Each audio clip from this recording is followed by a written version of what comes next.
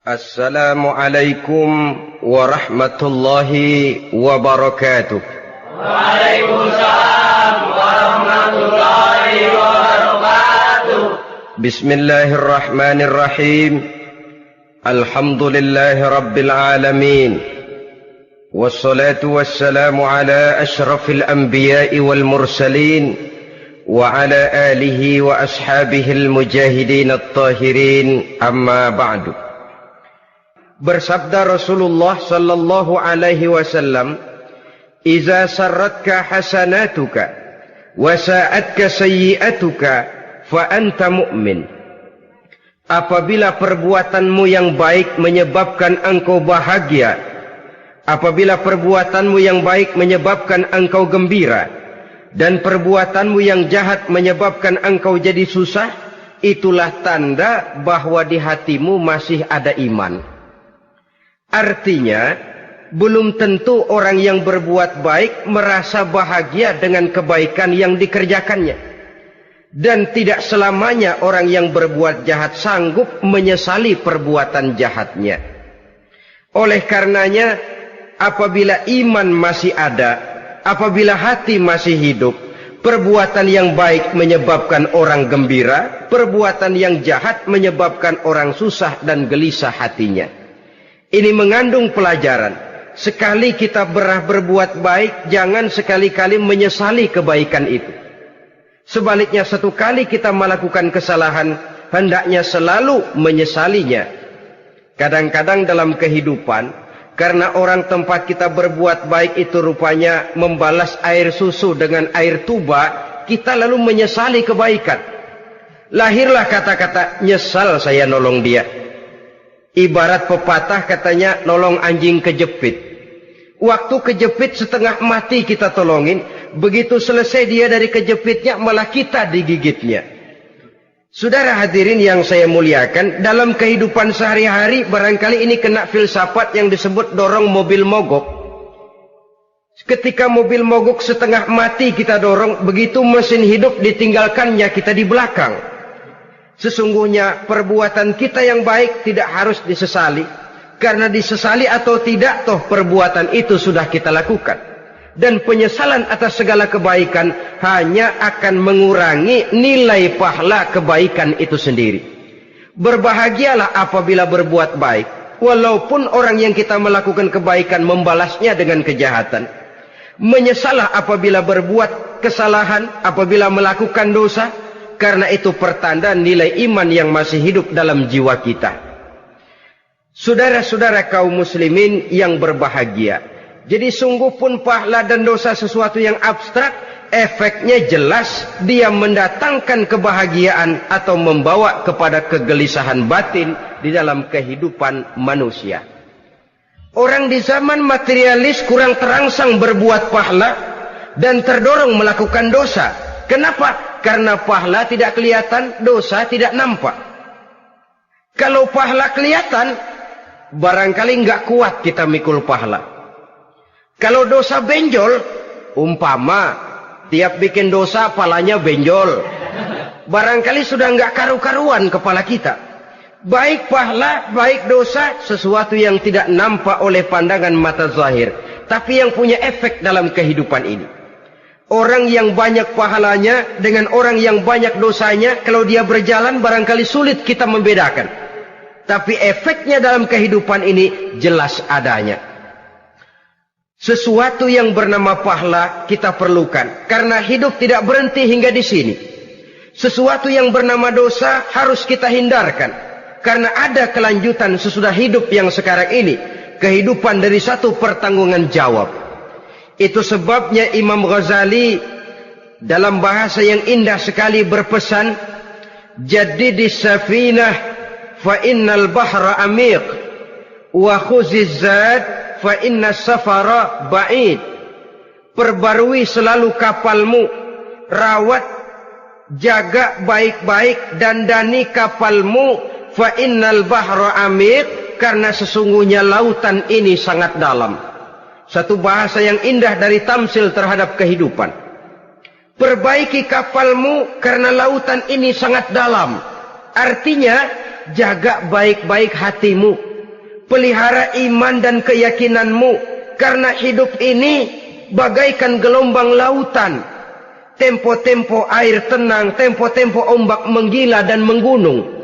Jaga iman baik-baik karena hidup penuh dengan cobaan dan ujian. Itu maksudnya.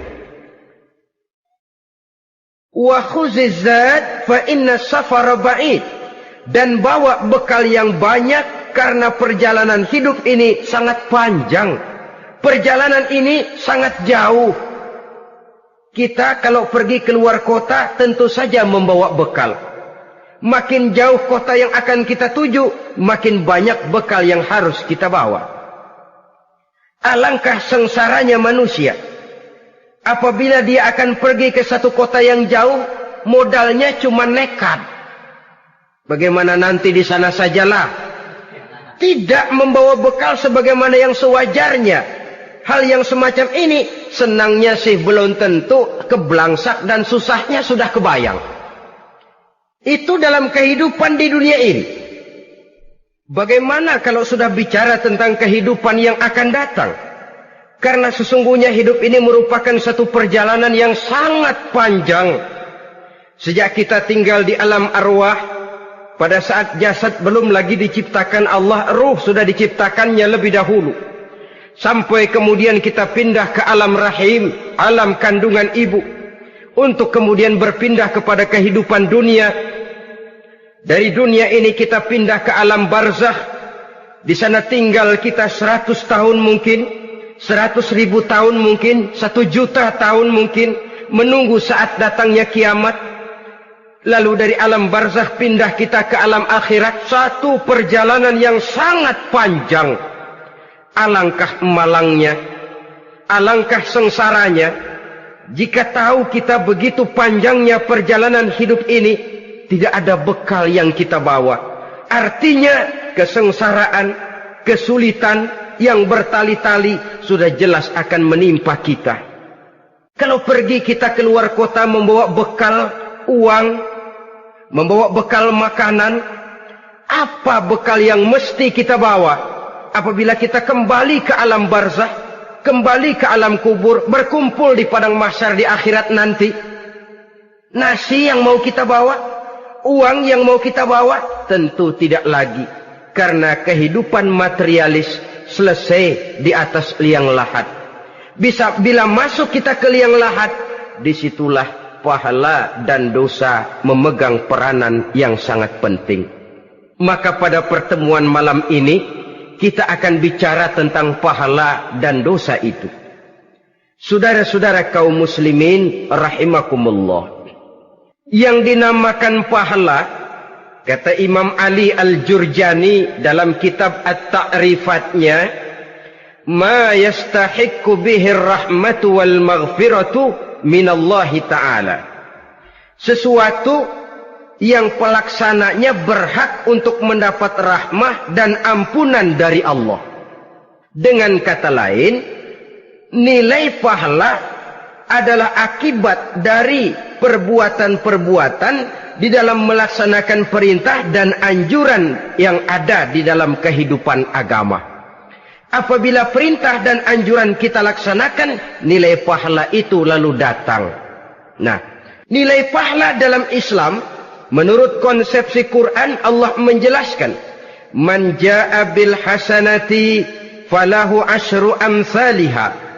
Barang siapa yang datang membawa satu kebajikan, barang siapa yang melaksanakan satu kebaikan, maka dia akan mendapat balasan 10 kali dari kebaikan yang dikerjakannya.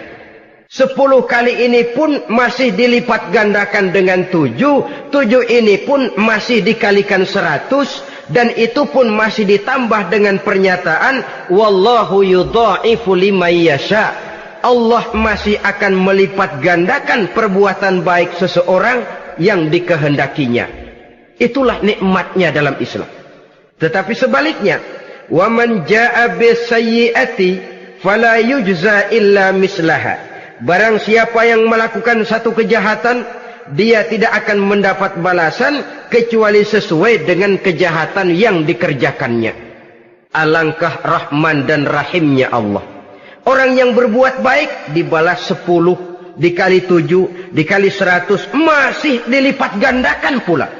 Tapi orang yang berbuat jahat tidak akan mendapat balasan kecuali sesuai dengan kejahatan yang dikerjakannya. Ini kan beda dengan sifat kita manusia. Kita ini kadang-kadang kalau dijitak membalasnya mukul. Tapi kalau orang berbuat baik kepada kita, kita enggan untuk berbuat baik kepada orang tadi. Allah tidak mengajarkan begitu. Satu kebaikan berbalas 10. Satu kejahatan berbalas dengan satu kejahatan. Maha Rahman dan Rahim Allah. Bahkan dalam Islam, niat berbuat baik saja mendapat pahala. Sedangkan niat berbuat jahat belum ditulis merupakan satu dosa sampai kejahatan itu dikerjakan oleh orang yang niat tadi. Umpamanya, saudara niat nanti malam giliran pengajian saya mau hadir di majelis taklim. Pas datang waktu malam hujan turun sangat lebat. Saudara berhalangan datang ke majelis taklim, saudara sudah mendapat pahala niat. Tapi saudara niat nanti malam kalau turun hujan, saya mau bongkar rumahnya si fulan, saya mau curi seluruh harta bendanya. Ternyata malam saudara tidak mengerjakan perbuatan itu belum ditulis dosa sampai perbuatan itu benar-benar dikerjakan. Tapi lalu jangan macam-macam. Kalau begitu niat aja yang baik, biar nggak usah dikerjain. Niat aja pengen ngaji walaupun tidak ada niatan untuk ngaji. Allah lebih tahu tentang apa yang terdetik di dalam hati sanubari kita. Itulah sebabnya sangat dianjurkan orang untuk melakukan segala macam kebajikan. Dan dianjurkan orang menjauhkan segala macam bentuk kejahatan. Karena dia akan berefek melahirkan dosa dan pahala. Dosa dan pahala itulah alat untuk memperoleh kebahagiaan di alam kubur, di padang mahsyar, sampai di akhirat nanti. Di dunia ini mungkin segalanya bisa kita beli dengan yang namanya uang. Keamanan kita bisa menyewa petugas untuk menjaga rumah kita. Kendaraan yang mewah bisa kita beli. Udara yang sejuk bisa kita ciptakan. Siapa banyak uang, dia raja. Mungkin itu di dunia. Tapi bisa apa uang kalau kita sudah masuk ke alam kubur? Bisakah munkar nakir kita sogok? Udah karkir, jangan nanya nih, cepet. Bisakah malaikat azab menyingkir dengan uang semir? Ternyata tidak. Untuk memperoleh kebahagiaan di sana, nilai pahala.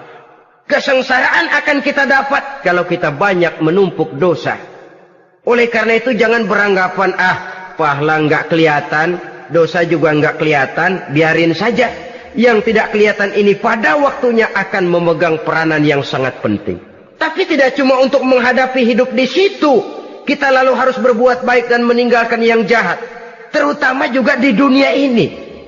Toh pepatah bilang gajah mati meninggalkan gading, harimau mati meninggalkan belang. Apa yang akan kita tinggalkan setelah kita mati? Kita ingin jasad kita boleh hancur terkubur tanah, tapi nama kita ingin hidup terus, dikenang orang 100, 1000, bahkan 1.000.000 tahun yang akan datang. Ditulis orang dengan tinta emas dalam sejarah, tercatat kita sebagai orang baik-baik. Saudara-saudara kaum muslimin rahimakumullah. Lalu perbuatan apa yang bisa mendatangkan pahala itu? Saudara-saudara, semua perbuatan yang diperintah dan dianjurkan oleh Allah, yang dikerjakan dengan ikhlas hanya untuk mencapai ridho Allah, mendatangkan pahala. Kadang-kadang menurut pendapat kita remeh, tapi nilainya di sisi Allah besar. Itu pahala. Menghitung pahala itu hak prerogatif Allah. Perbuatan yang ringan Allah mau berikan ganjaran yang besar, itu urusan Allah. Misalnya, kata Nabi, la tahkiranna minal ma'rufi syai'an. Jangan kamu menganggap remeh perbuatan baik walaupun kecil. Jangan merasa sulit melakukan perbuatan yang mengandung pahala. Bertemu dengan teman, muka kita cerah, berpahala.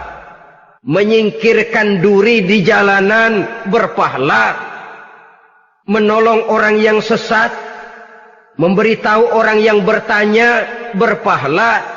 Tidak sulit kalau kita mau.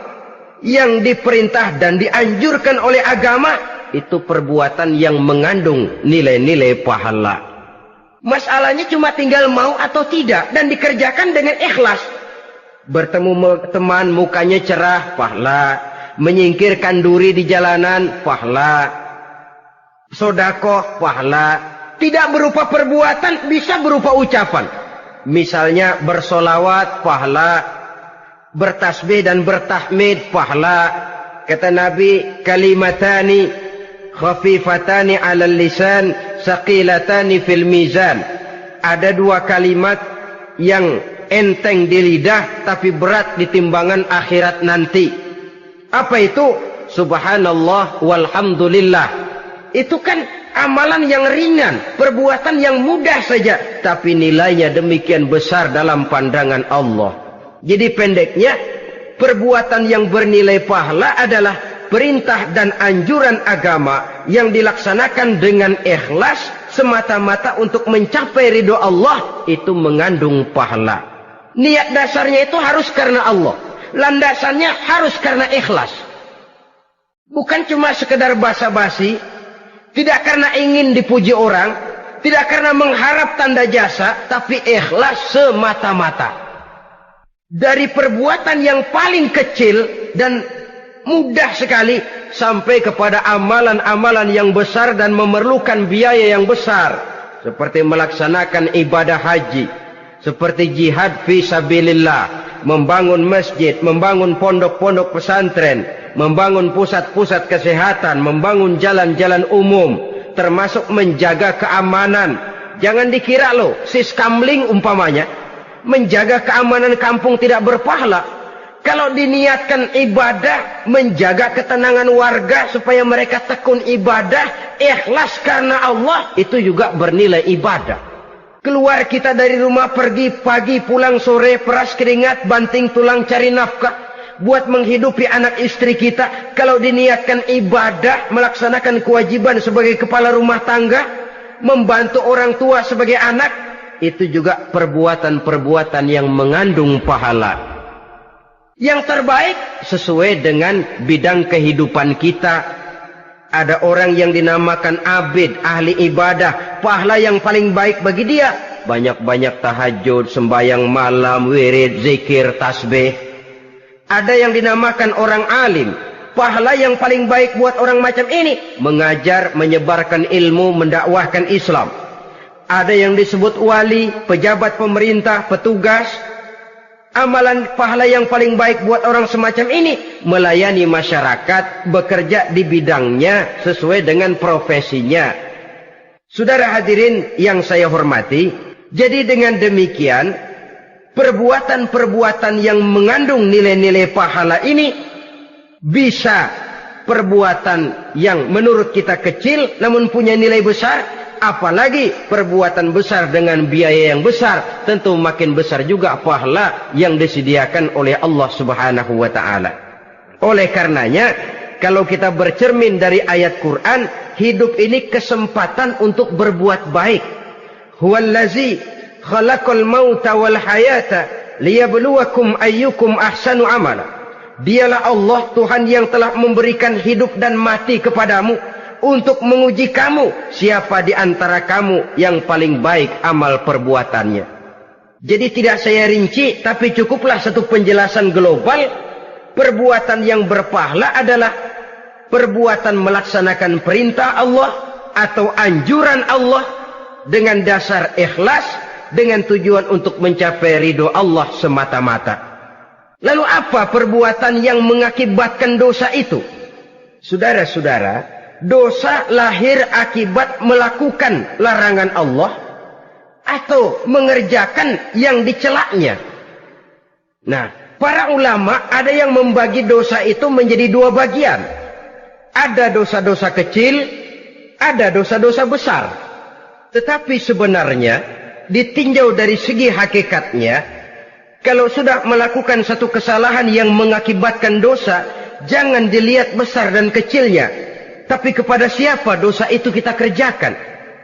Sebab kalau dosa kita anggap satu yang kecil, orang akan terangsang untuk mengerjakan yang kecil-kecil saja. Sehingga dengan demikian, yang kecil pun akan menjadi besar kalau ditumpuk-tumpuk. Sedangkan yang besar bisa saja menjadi kecil kalau selalu diiringi dengan permohonan ampun kepada Allah.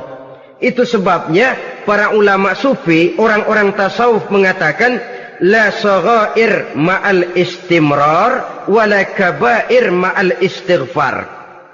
Tidak ada dosa yang kecil kalau dikerjakan terus-menerus, dan tidak ada dosa yang besar kalau digempur tiap saat dengan perbuatan istighfar atau memohon ampun kepada Allah Subhanahu wa taala. Cuma saja pada umumnya, karena dosa-dosa kecil itu lebih mudah taubatnya, dan ada janji Nabi, barang siapa yang meninggalkan dosa-dosa besar akan diampuni dosa-dosanya yang kecil-kecil. Oleh karena itu, pada kesempatan ini kita akan juga bicarakan apa saja yang termasuk klasifikasi dosa-dosa besar, dengan harapan kita bisa menjaga diri, menyelamatkan diri, jangan sampai terjatuh ke dalam dosa-dosa yang besar tadi. Tetapi bukan berarti kita harus terangsang melakukan dosa-dosa yang kecil. Ah, biarin kecil ini, tobatnya gampang. Ah, dosa kelas teri. Ah, dosa itu kan tidak kelihatan. Lalu terangsang melakukan perbuatan dosa-dosa walaupun kecil. Kalau berlarut terus-menerus, dia akan tumbuh menjadi dosa yang besar. Oleh karenanya, jangan sampai mengundang pengertian kalau kita membicarakan dosa-dosa yang besar lalu terangsang melakukan dosa-dosa yang kecil. Karena bagaimanapun juga, dosa kecil dan dosa besar sama dalam arti kepada Allah kita melakukan kesalahan. Dan dosa yang kecil pun kalau bertumpuk, dia akan menjadi banyak. Saudara-saudara kaum muslimin rahimakumullah, ada beberapa jenis dosa-dosa besar. Jenis yang pertama, asyirku billah, syirik atau menyekutukan Allah. Dari sekian deretan dosa-dosa besar, syirik ini merupakan bapak moyangnya dosa.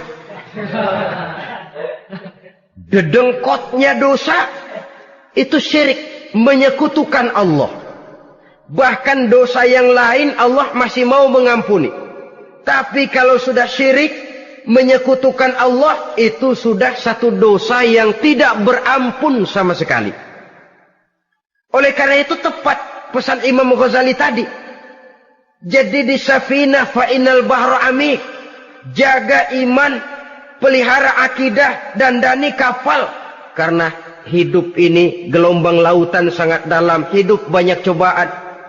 Di dalam hidup di zaman sekarang ini, saudara bisa perhatikan, di mana tensi ekonomi tinggi, lapangan kerja sulit, persaingan hidup makin tajam, sifat egois dan individualis tumbuh di mana-mana, rasa solidaritas sosial menurun, sifat gotong royong musnah, orang mudah potong kompas, potong jalan, ingin cepat kaya, ingin cepat naik pangkat, ingin dapat kedudukan. Kadang-kadang akidah pun terjual, akidah pun musnah, jatuh ke jurang syirik pun tidak jadi soal. Itu yang kita khawatirkan. Kalau dosa-dosa yang lain Allah masih mau mengampuni, tapi kalau sudah jatuh kepada syirik, Allah sama sekali tidak akan memberikan ampun. Dalam kaitan dengan ini barangkali tepat sinyalemen Imam Ali itu. Andai kata kemiskinan merupakan satu kepribadian, saya akan membunuhnya lebih dahulu. Artinya memang kemiskinan ini sering mendorong orang kepada jurang kemusyrikan. Tidak tahan menghadapi godaan perut akibat tensi ekonomi yang tinggi, lapangan kerja yang sulit. Iman pun jadilah ditukar dengan 3 liter beras. Akidah pun jadilah dibarter dengan 3 bungkus supermi, dengan pakaian bekas, dengan obat-obatan. Tidak jadi soal baginya mengejar kebahagiaan yang relatif singkat dengan mengorbankan kebahagiaan yang abadi. Persis ibarat pepatah, nyari jarum kampak hilang. Mencari sesuatu yang kecil, yang besar jadi sia-sia. Membela perut, mengorbankan akidah. Na'udzubillah summa na'udzubillah. Saudara-saudara kaum muslimin rahimakumullah. Ini fakta. Ini kenyataan. Dan hal semacam ini tidak bisa diatasi cuma dengan ceramah, simposium, diskusi, seminar. Apalagi Nabi berpesan, solahu ummati bil ilmi wal mal. Umatku hanya bisa menjadi baik akidahnya dengan ilmu dan harta. Itu bahasa Nabi. Kalau bahasa kita sekarang, dengan ekonomi dan pendidikan. Ilmu, pendidikan, ekonomi, harta. Tanpa itu sangat besar kemungkinan kita bisa menjual akidah terjerumus di lembah kemusyrikan. Maka terutama kepada saudara-saudara saya, muslimin yang terpencil jauh dari kota-kota besar, yang kadang dalam kehidupan seharinya imannya sering digoda oleh supermi, akidahnya sering ditantang oleh pembagian beras, pakaian-pakaian bekas, obat-obatan dan sebagainya. Jaga dan bentengi akidah kita. Lebih baik nyawa berpisah dari badan, asal iman jangan berpisah dari hati. Kepada adik-adik saya para remaja, para pemuda di kota-kota besar, yang iman dan akidahnya sering ditantang dengan minuman-minuman keras, fasilitas-fasilitas yang menghanyutkan, yang secara terarah dan praktis sedikit demi sedikit menggiring kita untuk keluar dari nilai-nilai akidah. Hati-hati, jaga baik-baik, sebab intan paling mahal, mutiara paling berharga, tidak lain nilai iman ini.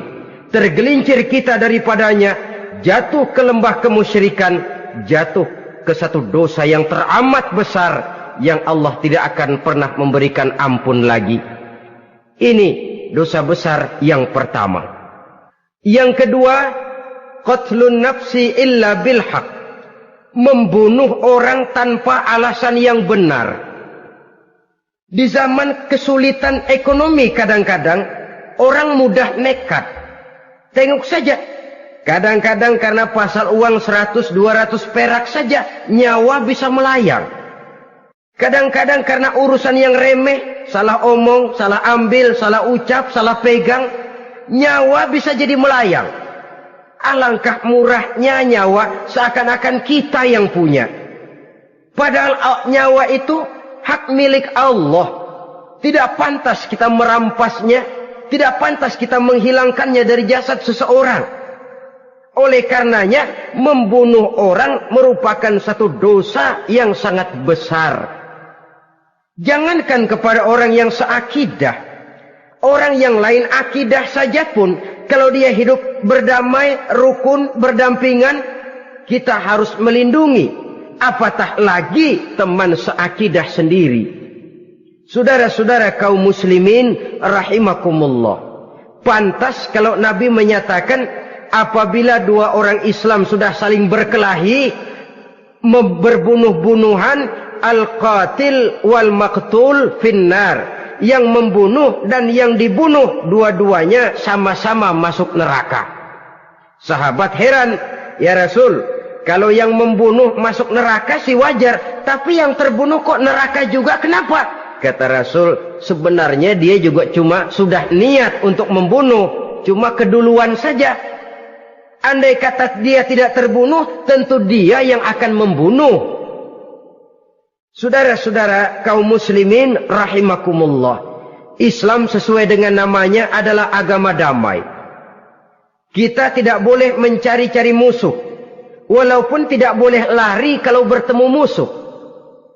Oleh karenanya, pantang seorang muslim menimbulkan benih keonaran menjadi biang kerok buat lingkungannya. Sesuai dengan namanya, seorang muslim adalah seorang yang dalam hidup senantiasa berusaha menebarkan salam, menebarkan kedamaian, ketenangan dan ketentraman. Dengan prinsip musuh jangan dicari, bertemu pun jangan lari. Yang ketiga, termasuk dalam kelompok dosa besar ini, syurbul khamr, meminum minuman keras. Termasuk di dalam kata khamr ini ganja, morfin, narkotik. Sebab apa? Jenis minuman semacam itu tidak hanya merusak keadaan sekarang, tapi sekaligus merusak kehidupan yang akan datang. Kalau itu jatuh di tangan generasi muda, artinya kan merusak kehidupan masa depan daripada suatu bangsa. Karena apa? Remaja dan pemuda merupakan bentuk miniatur daripada kehidupan bangsa. Akan bagaimana warna umat Islam di Indonesia. Bahkan akan bagaimana warna Indonesia 30, 40, 50 tahun yang akan datang. Remaja sekarang jawabannya. Kalau remaja kita sekarang ini kerjanya cuma bisa nyekek botol, insya Allah bangsa Indonesia 30-40 tahun yang akan datang akan tumbuh menjadi bangsa teler. Tidak banyak yang bisa kita harapkan. Remaja adalah gambaran masa depan dari satu bangsa, dari satu umat. Dan remaja itu di dalam dirinya secara fitrah terkumpul semua bakat, terdapat semua kemungkinan. Kita ini lahir membawa sifat pemimpin, tapi juga membawa sifat pengacau. Kita ini ada bakat jadi orang jujur, ada bakat jadi pengkhianat. Kita ini ada bakat menjadi orang baik-baik, kita juga punya bakat jadi biang kerok. Kita kemungkinan bisa jadi pemimpin bangsa, tapi juga bisa menjadi pemimpin bangsat. Nanti lingkungan dan pendidikan akan menumbuhkan, membentuk mana yang tumbuh lebih subur. Kalau lingkungan dan pendidikannya lebih banyak bercerita tentang kejujuran, maka nilai kejujuran yang akan tumbuh lebih banyak dalam jiwanya. Dan insya Allah diharapkan dia akan menjadi manusia yang jujur di kelak kemudian hari nanti. Dan masalah minuman keras ini sebenarnya berkait. Kita tidak bisa cuma menyalahkan remaja saja, menyalahkan pemuda saja, karena bagaimanapun masalahnya kompleks.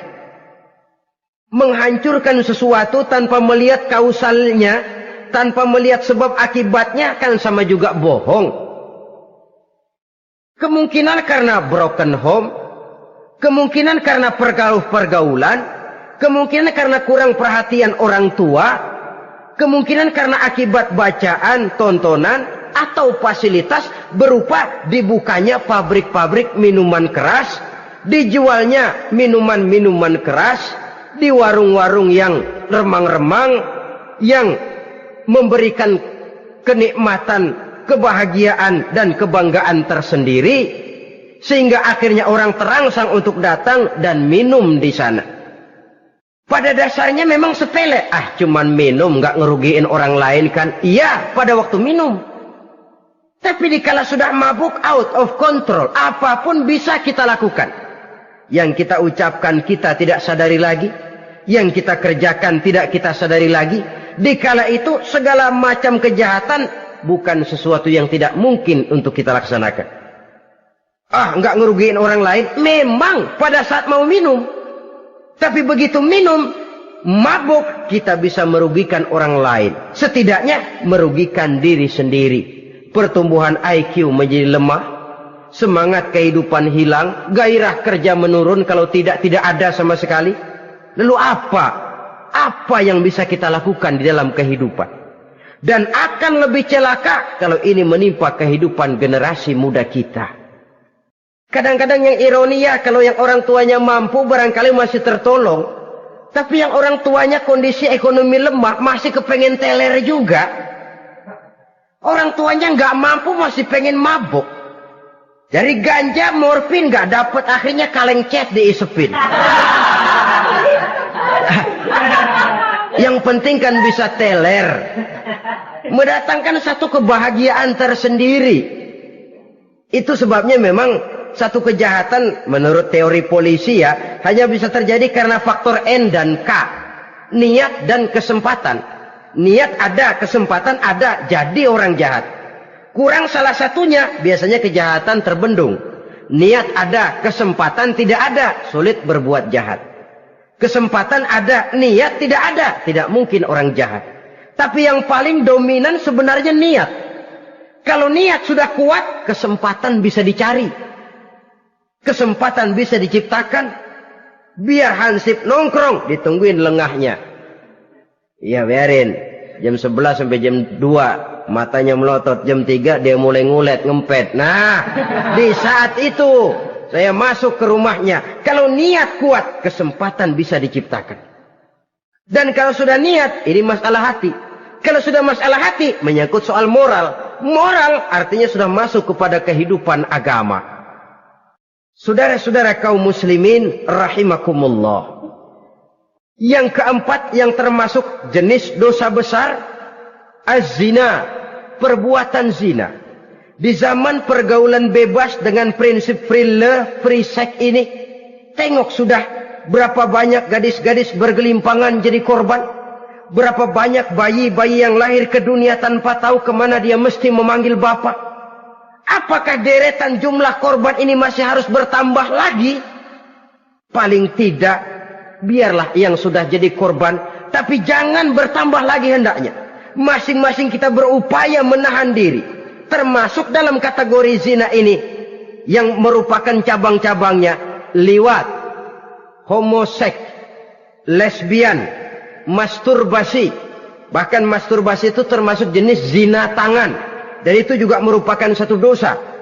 Di samping dosa juga merusak diri. Karena bagaimanapun juga dia akan mengurangi kemampuan daya pikir seseorang. Maka agama memberikan jalan keluar. Pesan Nabi, ya ma'syara syabab, man istata'a minkumul ba'at falyatazawwaj. Hai para pemuda, kata Nabi, barang siapa di antara kamu yang sudah bisa ba'at, yang sudah mampu ba'at. Ba'at itu artinya memberikan nafkah. Baik nafkah zahir maupun nafkah batin, falyatazawwaj, maka hendaklah dia kawin. Jadi yang maksud ba'at ini ya nafkah zahir, ya nafkah batin. Kita kadang-kadang cuma bisa ngasih nafkah batin saja sudah merasa pokoknya kan saya sanggup untuk kawin, lalu kawin tanpa kehilangan, dengan kehilangan pertimbangan. Saudara-saudara, wa in lam yastati', adapun kalau dia belum mampu, fa alaihi bisyam, hendaknya dia banyak puasa. Fa innahu lahu wija, karena puasa itu akan merupakan benteng jangan sampai orang memperturutkan hawa nafsunya. Andai kata puasa belum hobi, banyaklah olahraga para pemuda, para remaja. Karena dengan olahraga, pemikiran untuk memperturutkan hawa nafsu agak sedikit terkendali dan energi tersalurkan dalam bentuk yang positif. Pendeknya kreatif, banyak kegiatan. Ini pesan Imam Syafi'i tepat itu. Kata beliau, inni ra'aitu wuqufal ma'i yufsiduh in sala toba wa illam yajri lam yatib.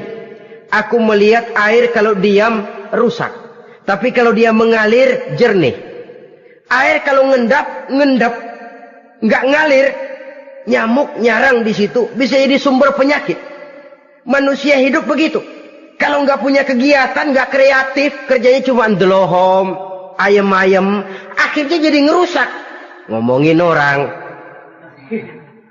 si Ano ngapa? Ano. Kebangetan nggak ngapa-ngapain, orang aja dipontenin. Orang diomongin, lahirlah namimah, lahirlah ghibah. Saudara-saudara, air itu kalau ngendap ada aja yang nyarang. Tapi kalau dia ngalir, orang ada kesibukan, insya Allah dia tidak akan jatuh kepada sesuatu yang bisa mengundang dosa. Isilah waktu dengan hal-hal yang bermanfaat. Karena hidup ini singkat dan tidak berjalan mundur ke belakang. Mundur hancur, berhenti diinjak orang. Sekali melangkah, jangan surut mundur ke belakang. Homoseks. Terlepas dari penyakit kejiwaan. Sekarang ini kan sudah ada persatuan kaum gay katanya. Meminta perlakuan yang sama dan agar dibolehkan kawin sesama mereka. Secara manusiawi boleh. Secara manusiawi kita hargai mereka. Tapi dari kacamata agama ini jelas merupakan penyimpangan. Dan penyimpangan merupakan suatu dosa. Terlepas dari pertimbangan manusiawi. Jangan karena terlalu memperturutkan suara manusiawi, lalu kita mengesampingkan agama. Termasuk lesbian, wadon karo wadon. Kalau homo itu kan lanang karo lanang katanya.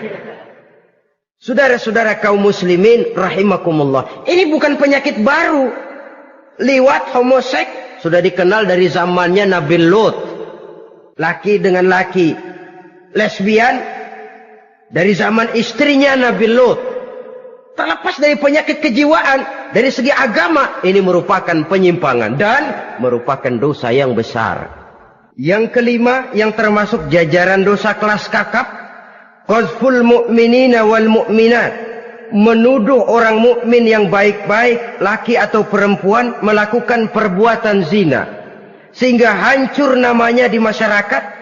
Ini merupakan satu perbuatan dosa yang sangat besar dan sangat dimurkai oleh Allah. Saudara-saudara kaum muslimin rahimakumullah. Oleh sebab itu tentang masalah ini, kalau memang tidak ada saksi, jangan sembarang kita enteng lidah menuduh orang lain berbuat zina, menuduh orang lain berbuat serong. Dosanya kelewat besar di dalam kehidupan. Karena apa? Mencari harga diri itu berat, memelihara kehormatan diri jauh lebih berat. Satu kali orang dihancurkan namanya di masyarakat, dia akan terisolir jadinya. Oleh karenanya, berlindung kita kepada Allah, jangan sampailah dihinggapi oleh sifat ini. Karena sentimen kita kepada seseorang, karena hasad kita kepada seseorang, tidak senang melihat orang lain lebih maju, lalu lidah ini seenaknya saja mengucapkan kata. Padahal sanksi dan resikonya sangat besar. Yang kita tuduh barangkali mendapat pahala dari Allah. Kita sendiri yang menuduh tanpa saksi, tanpa alasan yang benar, mendapat dosa yang sangat besar. Saudara-saudara, memang kadang-kadang aneh dalam hidup ini. Seorang pelacur biasanya bisa menjaga mulutnya di masyarakat, kata-katanya baik, sopan. Kenapa? Karena mulut yang satu sudah tidak terjaga.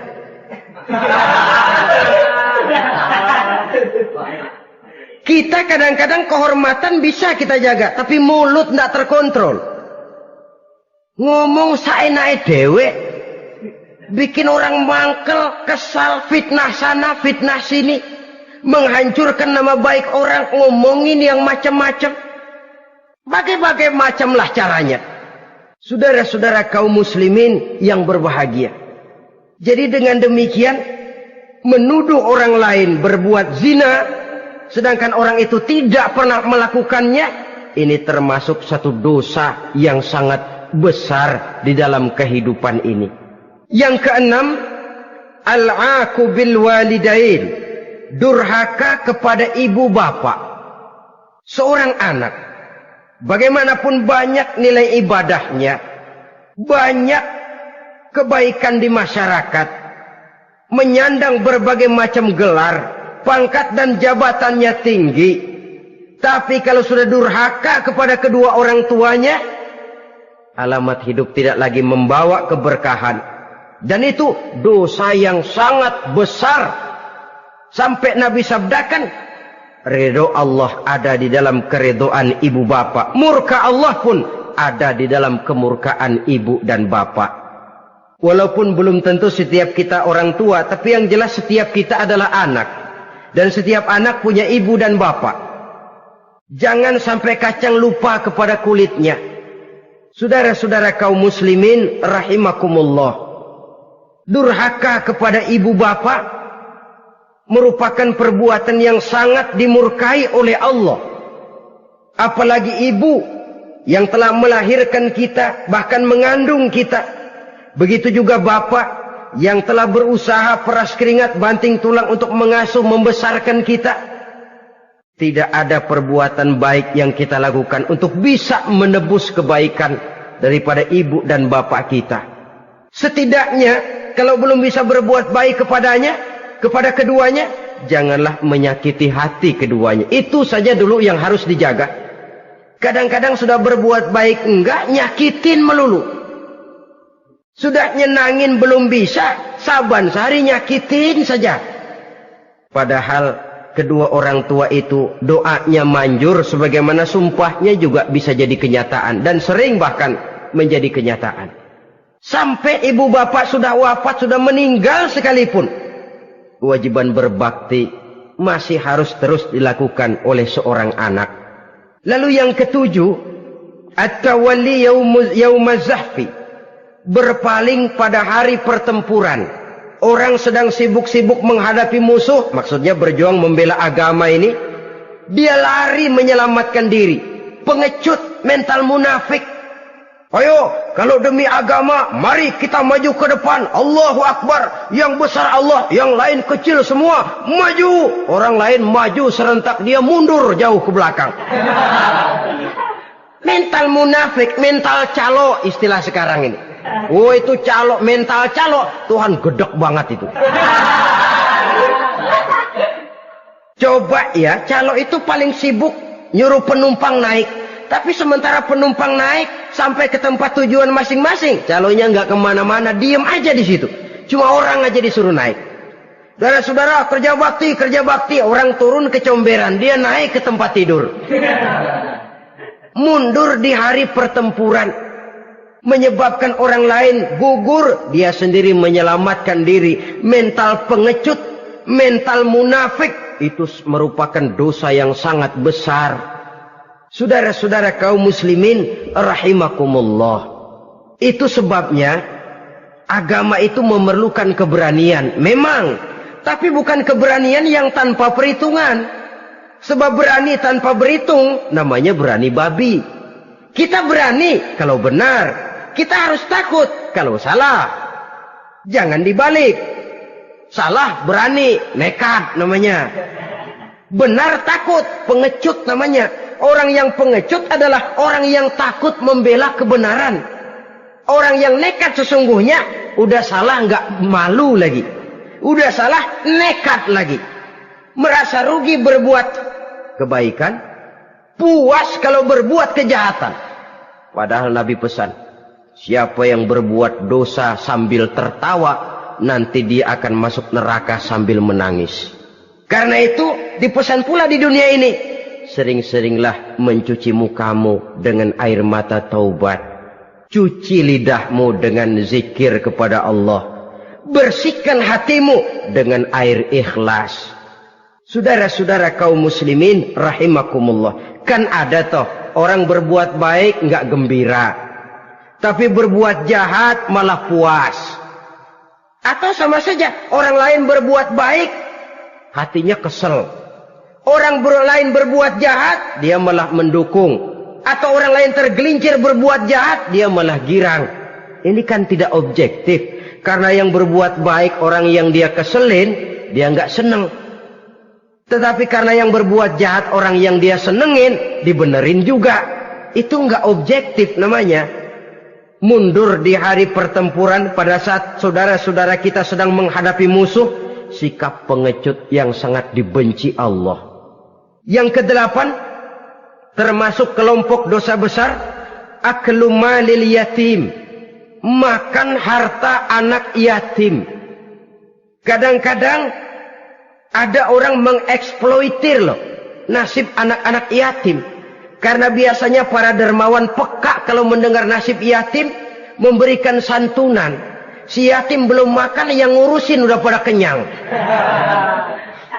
Mengeksploitir, memakan harta anak yatim termasuk dosa yang sangat besar. Sehingga Nabi pesan, ana wa kafilul yatim kahataini yaumal qiyamah.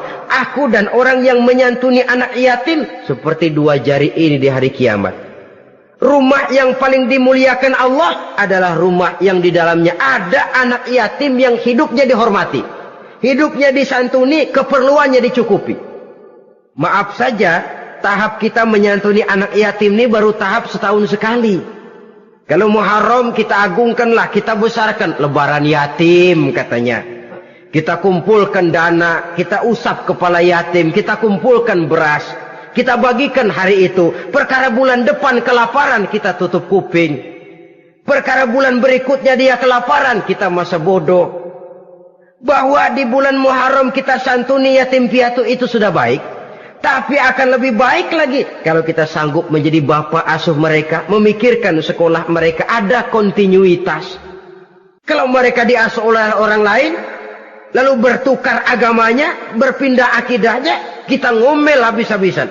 Tapi kita ada kemampuan, kita tidak mau berbuat semacam itu. Ya sama juga bohong namanya. Saudara-saudara kaum muslimin rahimakumullah. Orang yang menyantuni yatim mendapat pahala besar. Tapi orang yang mengkorup harta anak yatim, dosanya juga sangat besar. Berhati-hatilah kalau kita diberikan kepercayaan oleh masyarakat untuk mengurus anak-anak yatim. Karena pahalanya besar, resikonya juga besar. Yang kesembilan, syahadatuz zur, sumpah palsu. Sebab sumpah palsu ini menggunakan nama Allah untuk sesuatu yang tidak benar. Nama kita saja dibawa untuk yang tidak benar, kita jengkel. Nama kita dipalsukan untuk sesuatu yang tidak baik, kita kadang-kadang jengkel, tidak puas jengkel, menuntut melalui saluran hukum. Kenapa? Nama saya dicatut. Bagaimana lagi kalau nama Allah kita pakai untuk bersumpah, sumpahnya palsu, menguntungkan kita, merugikan orang lain, Allah murka betul. Maka sumpah palsu termasuk deretan dosa-dosa besar. Apalagi yang ke-10, aklur riba, makan riba alias renten. Ini kan yang cepat mendatangkan uang. Kadang-kadang kalau yang bikin riba itu orang awam barangkali, ya masih kita maklumin. Kadang-kadang penyakit ini datang menimpa mereka juga yang kita kenal kebaikannya. Bahkan suka datang ke musola, rajin ke masjid kadang-kadang. Riba masih dimakannya. Karena ini cara cari duit paling enak. Duit utuh, tambahnya terus masuk. Na'udzubillah summa na'udzubillah. Itu yang diibaratkan dalam perjalanan Mi'raj waktu Nabi diperlihatkan neraka. Orang perutnya sebesar rumah dililit ular, diseret-seret itu hancur perutnya, dibulatkan lagi, diseret lagi, hancur lagi, dibulatkan lagi, terus menerus begitu. Dia berteriak, mengerang, mengeluh, mengaduh kesakitan. Nabi tanya, itu apa Jibril? Itu contoh dari umatmu yang suka makan riba Muhammad, makan renten. Saudara-saudara, ini kan mencekik leher orang. Orang sedang kesulitan, kelihatannya sih baik, menolong. Tapi di belakang menolong itu nyekek. Di belakang nolong itu nyekek. Dan nyekek itu sebenarnya tujuan utamanya. Orang yang menjalankan riba pada dasarnya tidak punya peri kemanusiaan kok. Kalau dia kelihatannya mau menolong, kelihatannya motifnya mencari untung di belakang itu. Jauh dari kemanusiaan. Yang ke-11, saudara-saudara, termasuk jajaran dosa besar itu qat'ur rahim, memutuskan silaturahmi. Marah, hobi sama marah. Kalau 3 hari nggak marahan sama orang, ngebet palanya. Selalu nyari gara-gara. Kalau udah marah berlaku perpanjangan waktu. Tahun, 2 tahun, kadang-kadang seumur hidup. Saudara hadirin yang saya muliakan. Apalagi mengurangi timbangan termasuk kelas dosa besar. Makan suap termasuk dosa besar. Semir menyemir dosa besar. Apalagi bunuh diri. Nah ini, bunuh diri dosa besar. Kadang-kadang karena sulit nekat, daripada hidup susah mendingan mati sekali.